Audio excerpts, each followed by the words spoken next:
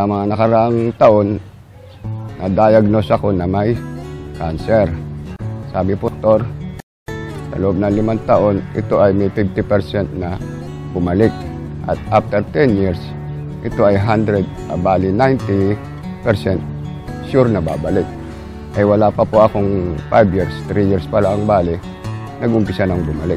Nagre-recurrence na po yung cancer cell. Katunayan po, naramdaman ko itong pamamayat ko last October. Mabilis po ang pagbaba ng aking timbang. Dati po 70, 69, 68. Ngayon po ay 63 na lang ako ngayon. 63 kilograms. Napakatindi po ng pagbilis ng pamamayat ko. Katunayan po, ang sabi ng doktor, pag po bumalik yung sakit ko, ang unang tinitira nito ay mga vital organs. Tulad po ng atay, baga, at yung lapay. Ito pong sakit ko na-discover noong 2010. Kasi po, ang side effect nito sa tenga. Dahil po andito sa ilalim, ang pa-check up po namin, puro sa ENT. Dahil nga po dito, marami na kami napuntahang ENT. Magkautang-utang na po kami doon sa mga private clinic. Hanggang sa may nagturo po sa amin sa MCU, doon po sa outpatient. Kaunti lang po ibayad ron. Tapos, binigyan kami ng nag-biopsy po. Tapos, lumitaw na gano'n nga po, cancerous na stage 3. Yung misis ko po ay matatakotin, nervyoso yun. Nagbigay po ng kung gano'n. Nangutang kami kung saan-saan. Hanggang isang laing titulo. Awa po ng puwan na opera, gumaling. At 2 taon na akong umigi. Ngayon po, 3 taon na. Sabi nga po ng doktor, may recurrence. At ito nga po ang nararamdaman ko ngayon. Lumiliit ako, pumapayat, at gumagaan ang timbang. After operation po payat na payat ako, walang panlasa, hindi makakain, hindi makatulog. Lahat po ay hindi. Alakang galaw na lagi ako inaalalayan, lagi ako pinapaliguan.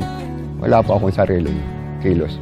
Ngayon po naman, nung after 3 years na bumalik itong nabuhay itong cancer cell, kaunting lakad ko lang po pagod na ako. Saka sa bawat biyahe po, hindi po ba tricycle matagtag, madali po ako mapagod. Yung aakyating hagdan, hindi ko po nakakaya. Kapag po ako nagdidilig ng halaman na dati kaya kong buhati siyang timba, hindi ko na po nabubuhat yun. Saka po yung aking katawan, matinding sakit nga po ang nararamdaman ko. Karpintero po ako Kaya bawat akyat ko sa mga hagdan, sa scaffolding, nahihirapan ako. Hanggang sa hindi na ako makapagtrabaho. Para ako pong pinokbok sa ulo. Napakahirap po talaga kasi ngayon po, ang anak ko po ay nasa maliliit pa lang at bawat araw na ginawa ng Diyos ay pagpasok pa lang sa eskwelahan ay malaking gastos na.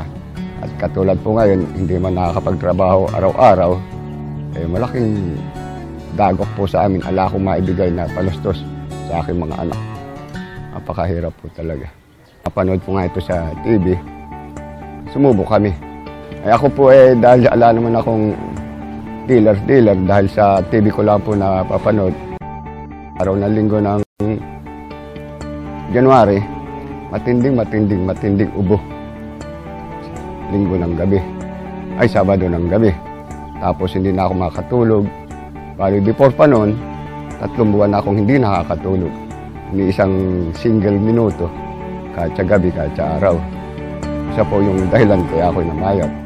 Tapos uminom po nga ako nito. Yung unang inom ko, naramdaman ko na agad na nakatulog ako ng 1 oras ng gabi. Tinuloy ko inom, naging 1 kalahati, naging 2. Ngayon po ang nararamdaman ko, bali, makatulog ako ng 2 oras isang gabi. Napakalaking bagay po sa akin. Ginhawa po talaga. Saka ito pong aking katawan, dahil nga po sa kinakain ng cancer cell ng aking mga organ, napakasakit po nito pagka nabunggo. Kaprasong bunggo lang talaga makikipagbabag ka sa sakit. Huwag na huwag mong mabubunggo. Yung pong anak ko malikot. Hindi mo naman pwedeng pagalitan.